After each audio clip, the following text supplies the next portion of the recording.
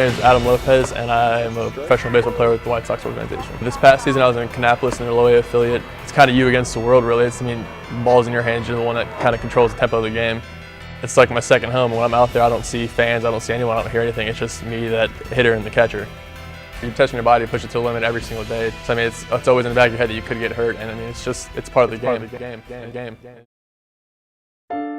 I was doing an agility pack, kind of just in the gym, and in between each set of agilities, I'll run like a couple wind sprints or a suicide, and I was in the middle of a suicide, and I went to plant and change directions, and my knee just buckled inwards, and I kind of just fell, and I was like, that's probably not good.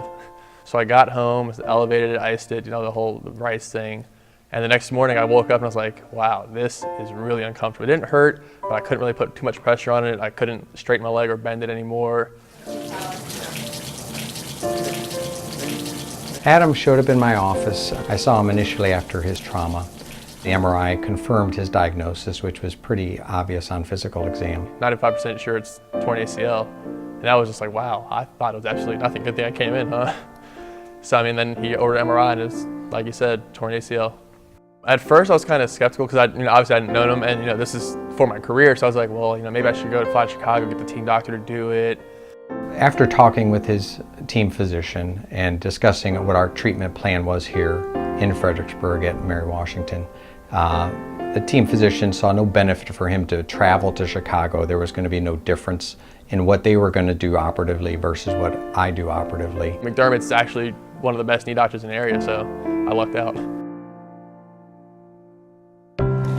ACL reconstruction, allograft, partial medial meniscectomy versus meniscal repair. Initially, he had a torn meniscus as well as a torn ACL, so we attacked his medial meniscal tear first. And sometimes they can be repaired and sewn together, but unfortunately his tear was unrepairable, so we removed the piece of the meniscus that was torn off, which then allowed us to go and treat his anterior cruciate ligament, which was the major part of the case. We initially either take a graft from the patient and use that as his new ligament. We usually harvest a couple of tendons from their hamstrings, or we can use it from a cadaver.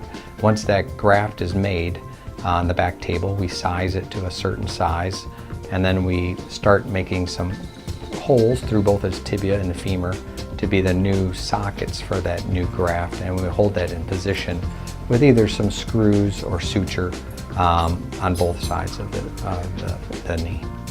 And a few decades ago, an ACL ligament could have been devastating to a person's ability and their activity level. But nowadays, most patients should expect to get back to their preoperative level.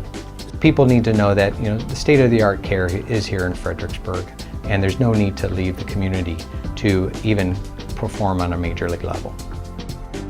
One of our coaches told us that getting to the bigs isn't the hard part, it's staying in the bigs, and my goal isn't to get there, it's to stay there. The rehab protocol is pretty standard for an ACL tear, so with the White Sox they're saying 6 to 8 months. I'm going to shoot for 6 months. That's like the fastest I'll let someone come back, but what's going to happen is going to happen. I'm just going to keep my head up and keep doing what I do.